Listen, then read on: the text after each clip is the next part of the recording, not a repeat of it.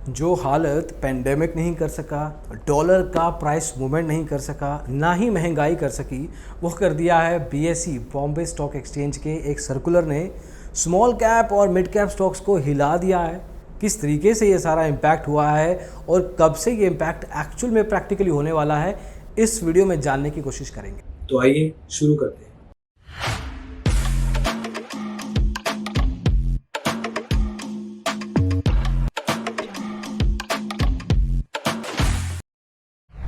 तो दोस्तों, Bombay stock exchange को अपनी इंटीग्रिटी, अपनी सर्वेलेंस को इंक्रीज़ करना है, इम्प्रूव करना है कस्टमर की नज़र में, तो एक तरीके से अपनी ब्रांडिंग भी इंक्रीज़ करनी है।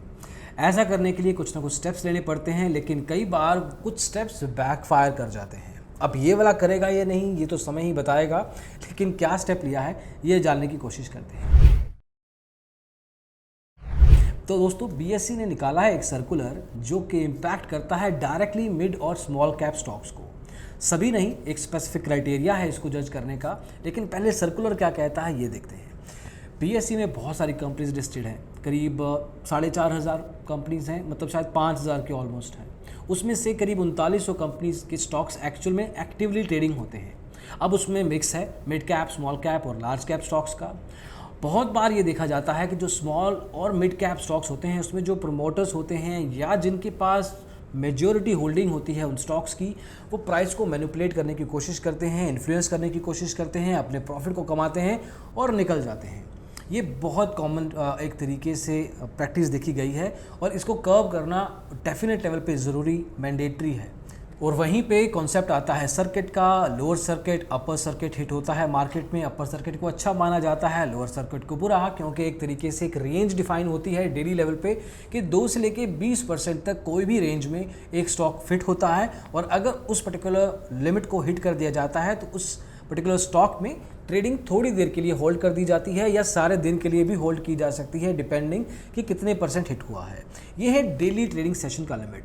मतलब फॉर एग्जांपल, अगर कोई स्टॉक का वैल्यू 100 रुपये है तो 20% के हिसाब से 80 रुपये और 120 रुपये की रेंज में वो स्टॉक ऊपर या नीचे जा सकता है। तो एक प्राइस रेंज डिफाइन कर दिया, एक वॉलेटिलिटी लेवल डिफाइन कर दिया उस पर्टिकुलर एक्सचेंज ने कि इस पर्टिकुलर स्टॉक का मूवमेंट इस रेंज में ही हो सकता है एक ट्रेडिंग सेशन में, जो कि समझ में भी आता है क्योंकि कई बार ओवर हीटिंग हो जाती है स्टॉक्स की और ऑब्वियसली एक रेंज में ही जाना चाहिए, ऊपर या नीचे।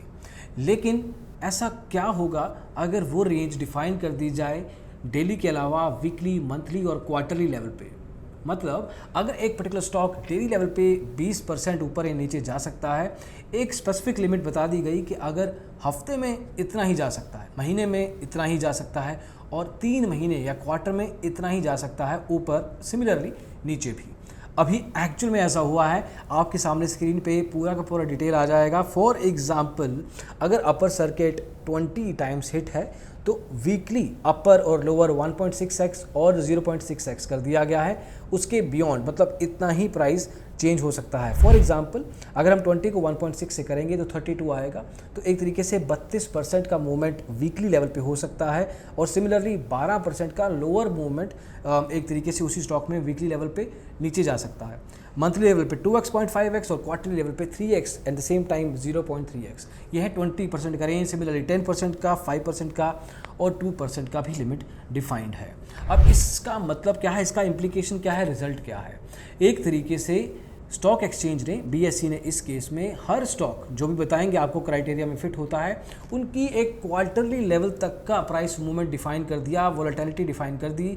फॉर एग्जांपल, अगर कोई स्टॉक 200 रुपये का है तो अगर वो अपर सर्किट हिट करता है 20% के हिसाब से तो 32% of 200 which would be around 64 rupees, तो 264 रुपये ही उसका 3 महीने में अपर प्राइस हो सकता है। उसके बियॉन्ड, उसके आगे वो जा नहीं सकता। सिमिलरली नीचे भी, तो 200 में से अगर आप 64 निकाल देंगे तो 136 के प्राइस के नीचे वो स्टॉक नहीं जा सकता।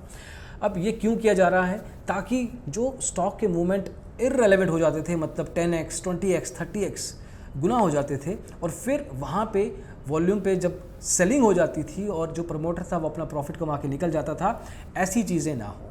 अब कौन कौन से स्टॉक्स इस पर्टिकुलर लिस्ट में शामिल हैं ये देखना भी ज़रूरी है। तो दोस्तों इसमें कुछ कैटेगरीज हैं, for example x, XT, Z, ZP, ZY और Y कैटेगरी या ग्रुप्स में जो भी स्टॉक्स आते हैं वो सब इस पर्टिकुलर कंडीशन के अंडर आएंगे। जो कंपनीज का मार्केट कैपिटलाइजेशन 1000 करोड़ के नीचे है वो सब भी आएंगी। और तीसरा, उस कंपनी के स्टॉक प्राइस का वैल्यू 10 या उससे ज़्यादा होना चाहिए। ये पॉइंट हालांकि समझ में नहीं आता है क्योंकि पेनी स्टॉक्स 10 रुपये के नीचे होते हैं और सबसे ज़्यादा प्राइस मैनिपुलेशन पेनी स्टॉक्स में ही देखी जाती है। अगर कर्व करना ही था इस तरह का मूवमेंट तो पेनी स्टॉक्स में तो डेफिनेटली करना चाहिए था। स्मॉल कैप स्टॉक्स एक अलग बात है, पेनी स्टॉक्स एक अलग बात। तो अगर प्राइस मैनिपुलेशन का ही मुद्दा था तो पेनी स्टॉक्स को डेफिनेटली इस कंसिडरेशन में रखना चाहिए था। अब अगर एक बार एक स्टॉक इस पर्टिकुलर लिस्ट में आ गया तो क्या किया जा सकता है?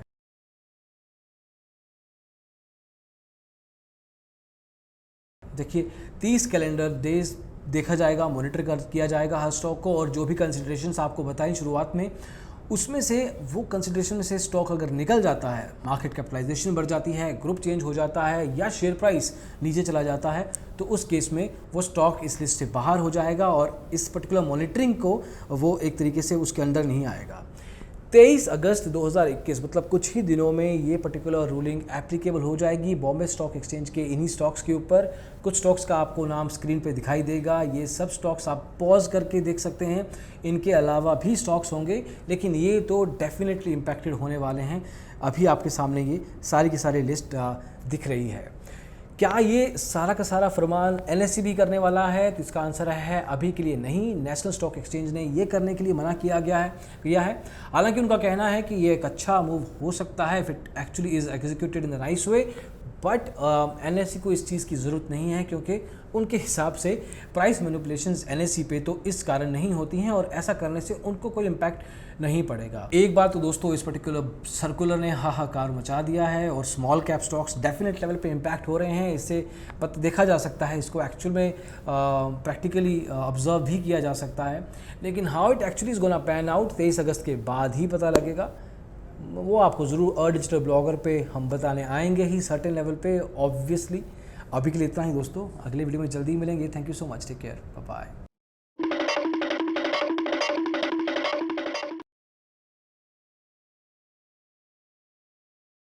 अरे कहना क्या चाहते हो?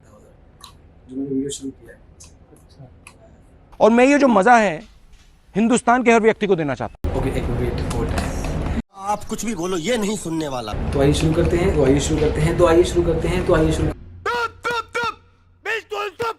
तो आइए